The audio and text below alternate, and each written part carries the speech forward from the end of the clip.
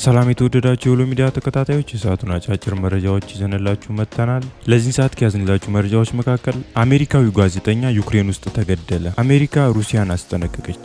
ሩሲያ የኬሚካል ጦር መሳሪያ ከተጠቀመች ኔቶ ወደ ጦርነቱ ሊገባ እንደሚችል የፖላንድ ፕሬዝዳንት አሳሰቡ። ውድ የሁሉ ሚዲያ ተከታታዮች በየዕለቱ ሰበር መረጃዎችን ለመመልከት ቻናላችንን ሰብስክራይብ በማድረግና የደውል ምልክቷን በመጫን ከኛ ጋር ቤተሰብ ይሁኑ። አሁን መረጃዎቹን በዝርዝር እናድርሳችሁ። የዩክሬን የሀገር ውስጥ ጉዳይ ሚኒስትር አሜሪካዊ ጋዜጠኛና የፊልም አዘጋጅ ብሬንት ሬናውድ ከዋና ከተማይቱ ኬቭ ወጣ ብሎ ሲዘግብ መገደሉን አስታውቀዋል። የዩክሬን ባለስልጣናት እንዳሉት አሜሪካዊው ጋዜጠኛ የተገደለው በኢርፒን ከተማ ሲሆን አካባቢው የግጭት ቀጠና መሆኑ ተጠቁሟል። የጋዜጠኛው አሟሟት ዝርዝር ሁኔታ እስካሁን ግልጽ አልሆነም። የኬቭ ክልል ፖሊስ ደግሞ በማህበራዊ ትስስር ገጽ ላይ ጋዜጠኛው የተገደለው በሩሲያ ኃይሎች ነው ያለ ሲሆን ሌላም አሜሪካዊ ጋዜጠኛ መቁሰሉን ገልጸዋል። ፖሊስ የሞተውን ጋዜጠኛ ሬናውድ አስክሬን፣ የአሜሪካ ፓስፖርትና ጊዜው ያለፈበት የኒውዮርክ ታይምስ ባጅ በማስረጃነት አያይዞ በማህበራዊ ትስስር ገጹ አሰራጭቷል። የ50 ዓመቱ ሬናውድ ለበርካታ የአሜሪካ የዜናና ሚዲያ ተቋማት የሰራ ሲሆን ከነዚህም መካከል HBO፣ NBC እና ዘ ኒውዮርክ ታይምስ ይጠቀሳሉ። ዘ ታይምስ ባወጣው የሀዘን መግለጫ በጋዜጠኛው ሞት ማዘኑን በመግለጽ ባለፉት ዓመታት ለተቋሙ ሲሰራ እንደነበርና ነገር ግን አሁን በዩክሬን ውስጥ ለተቋሙ ተመድቦ እየሰራ እንዳልነበረ አስታውቀዋል። ጋዜጠኛው በዩክሬን ከሞተ በኋላ በእጁ ላይ የተገኘውን ባጅ ዋቢ በማድረግ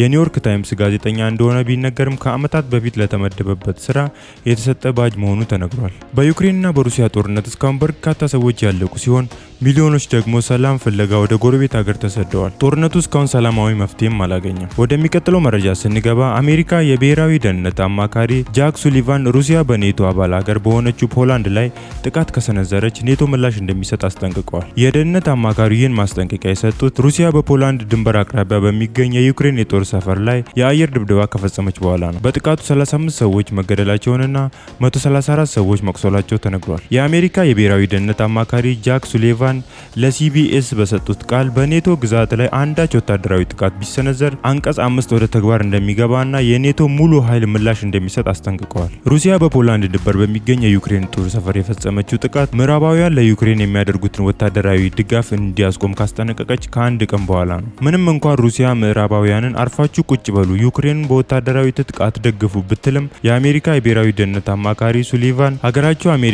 የዩክሬንን ኃይሎች በወታደራዊ እርዳታ መደገፏን እንደምትቀጥል ተናግረዋል። በተጨማሪም አሜሪካና አጋሮቿ የኔቶ ግዛትን እያንዳንዱን ኢንች እንደሚከላከሉ ገልጸው ሩሲያ በአጋጣሚ ወይም ሳታስበው ጥቃት ብታደርስ ራሱ ኔቶ ምላሽ ይሰጣል ሲሉ አስጠንቅቀዋል። ሱሊቫን የምለው ነገር ቢኖር ሩሲያ በኔቶ ግዛት ላይ ጥቃት ብትከፍት፣ አንዲት ጥይት ብትተኩስ የኔቶ ጥምረት ምላሽ ይሰጣል ሲሉ ተናግረዋል። ወደ መጨረሻው መረጃችን ስንገባ ሩሲያ የኬሚካል ጦር መሳሪያ ከተጠቀመች ኔቶ ወደ ጦርነቱ ሊገባ እንደሚችል የፖላንድ ፕሬዝዳንት አሳሰቡ። የሩሲያው ፕሬዝዳንት ቭላዲሚር ፑቲን በአሁኑ ሰዓት የትኛውንም ነገር ሊጠቀሙ እንደሚችሉ የፖላንድ ፕሬዝዳንት አስታውቀዋል። ፕሬዝዳንት አንድሬ ዱዳ ከቢቢሲ ጋር ባደረጉት ቆይታ ቭላዲሚር ፑቲን የኬሚካል ጦር መሳሪያ ይጠቀማሉ ወይ የሚል ጥያቄ ቀርቦላቸው ነበር። የፖላንዱ መሪም የሩሲያ አቻቸው በዚህ ከባድ ጊዜ የትኛውንም ነገር ሊያደርጉ እንደሚችሉ ግምታቸውን አስቀምጠዋል። የሰው ልጅ የኬሚካል ጦር መሳሪያን ከሁለተኛው የዓለም ጦርነት በኋላ አይቶት እንደማያውቅ ያነሱት ፕሬዝዳንት ዱዳ ፑቲን ግን ይህንን ሊያደርጉት እንደሚችሉ ገምተዋል። ሩሲያ የኬሚካል ጦር መሳሪያ የምትጠቀም ከሆነ የሰሜን አትላንቲክ ጦር ቃል ኪዳን ድርጅት ኔቶ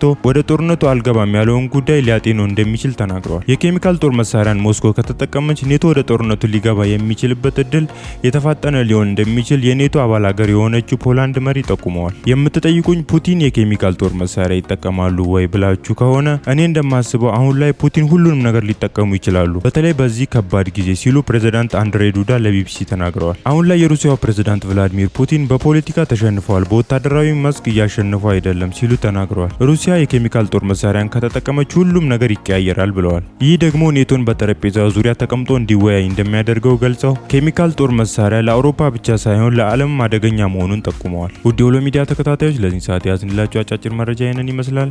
በደህና ቆዩ።